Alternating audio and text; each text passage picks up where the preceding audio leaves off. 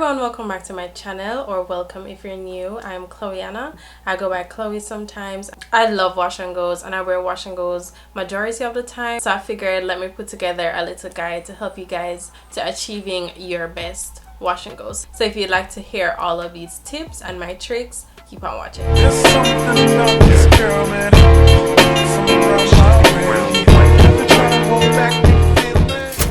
I know in the natural hair community, wash and goes get a bad rep, and people say, oh, you can't grow your hair with wash and goes, and wash and goes cause too much breakage and all of this stuff, and that's just not true. I feel like people who say that just aren't doing the right things to achieve their best wash and go. And this is not to say that wash and goes are for everyone. I mean, I think wash and goes are for everyone, but if you don't like wash and goes, no big deal. The number one tip and the first step to achieving your best wash and go is to have a solid foundation, meaning solid shampoo and conditioner system. So I personally like to wash my hair every 3 to 5 days, or whenever my hair gets dry from the previous style, and I always use a shampoo or I use a cleanser. Sometimes I go by different names, but every time I wash my hair I like to use a cleanser. Cleansing slash shampooing can just really change the health of your hair like so much, and it's very, very important. It's the most important step next to conditioning. The thing with shampooing also gets a bad rep in the natural hair slash curly hair community, because they just think, oh, it's just gonna dry your hair out, and oh, it's just gonna get your hair matted and tangled, and that's just far from the truth. A good shampoo is gonna give you a good cleanse and set you up for the conditioning process and prep you for a really great style. So I personally like to shampoo all of my hair, so I do from roots to ends. I'm not one of those persons that does just roots, because you add product to your hair, so you need to clean your hair. So starting with a clean base foundation is gonna be very, very, very important for achieving your best wash and go. So shampooing slash cleansing is just to help you get rid of dirt, grime, old products, sebums, build up etc. that just accumulates on your hair and scalp. There's no skipping this step. There's no skipping. Sorry, there's no skipping. You just have to cleanse your hair, and a co-wash is just not gonna give you the cleanse that you need to remove all of the buildup and everything. A few of my favorite cleansers are as follows. I really love the curlsmith core strength shampoo. It's a clarifying cleanse but a gentle cleanse at the same time. I also really love the curlsmith shine shampoo. I also really love the Sienna Naturals happy shampoo, one of my favorite hydrating shampoos. That's a shampoo that I feel like is super effective at removing buildup without stripping your curls. This is one of my favorite hydrating shampoos, and I feel like everybody needs to try it at least one time. Like, that's an underrated shampoo, underrated cleanser. I think it's probably one of the best shampoos that I've ever used. Moving on to conditioner. So the conditioning step is where you're gonna essentially bring the moisture back into your hair after cleansing, after stripping it of the dirt and buildup. Conditioning is crucial for curly hair. Crucial, okay? Crucial. That this is a step, like I said, that the moisture and the nutrients get back into the hair, get back into the strand. I personally like to use both deep conditioners and regular rinse out conditioners, not on the same wash day, but I like to alternate, and I use deep conditioners based on my needs. So personally, I have color treated hair. Well, I have highlights in my hair, so my hair has been bleached, and I tend to experience a lot more breakage, more dryness, so I personally would deep condition a lot more than somebody who does not experience the same things as me.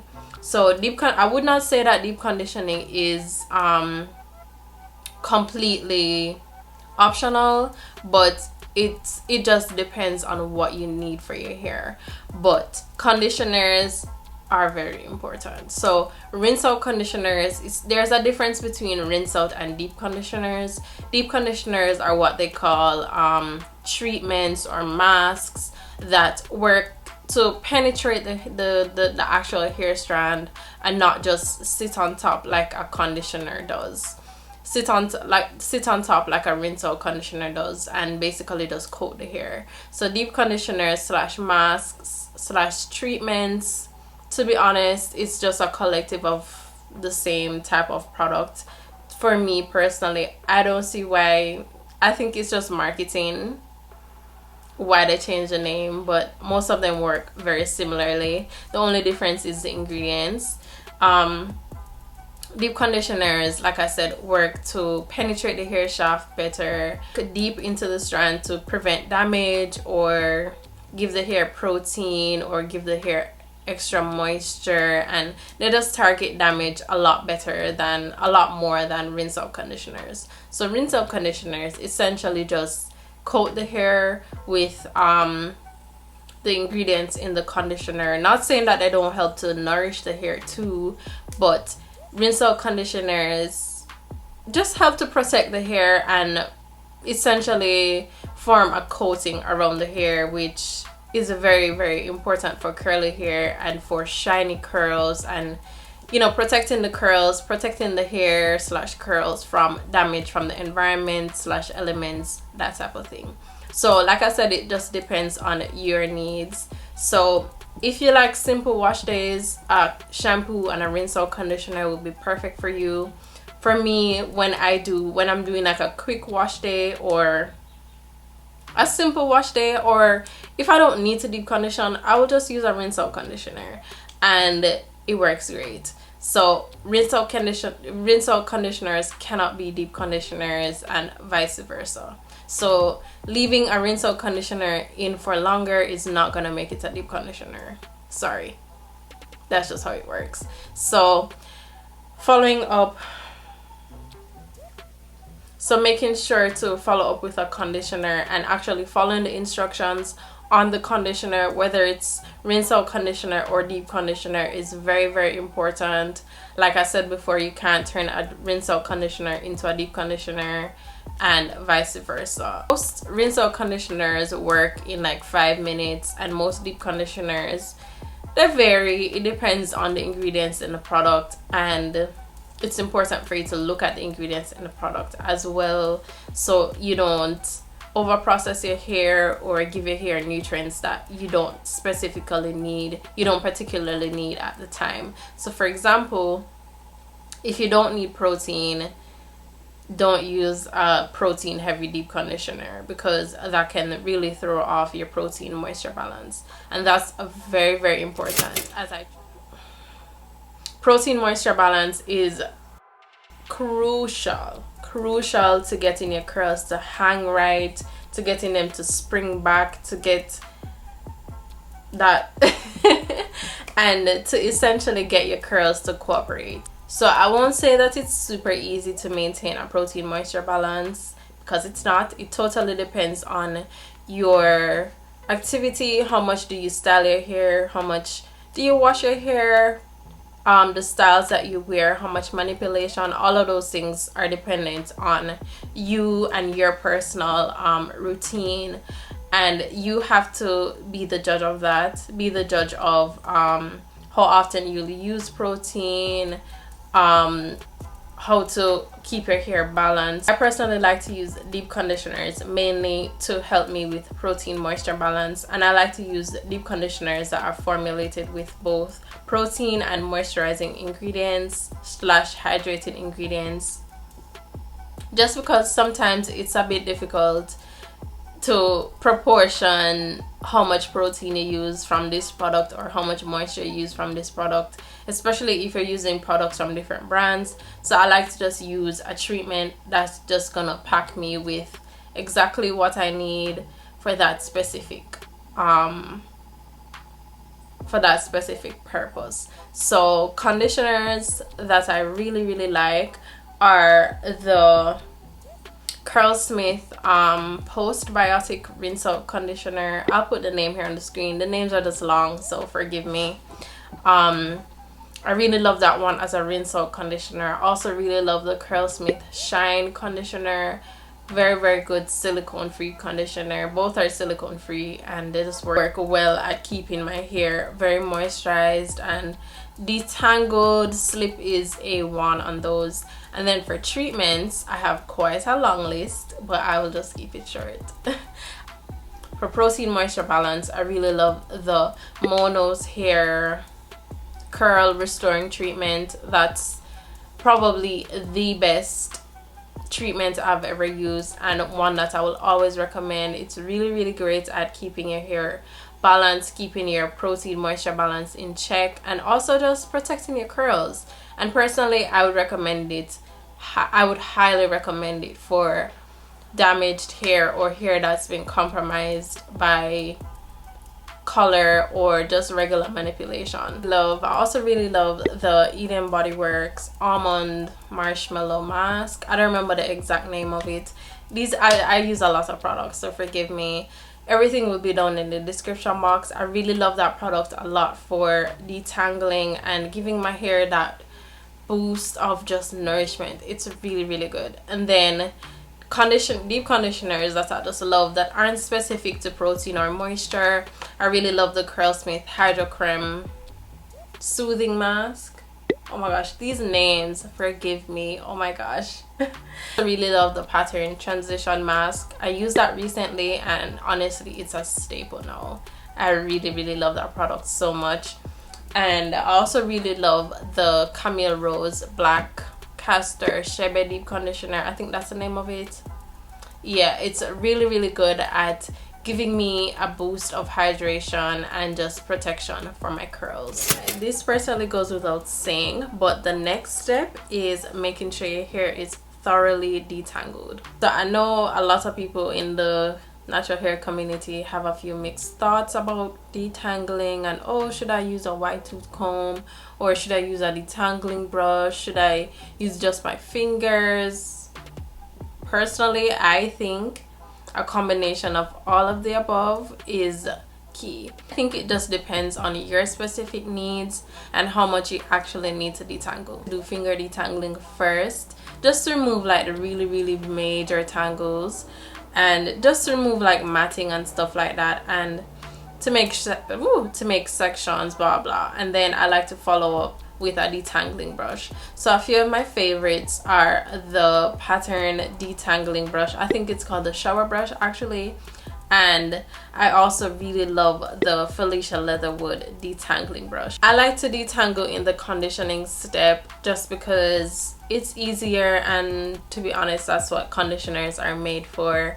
And I like to leave my hair in sections. This helps a lot, especially if you suffer from a lot of tangles and single strand knots and that kind of thing. And sectioning is just easier.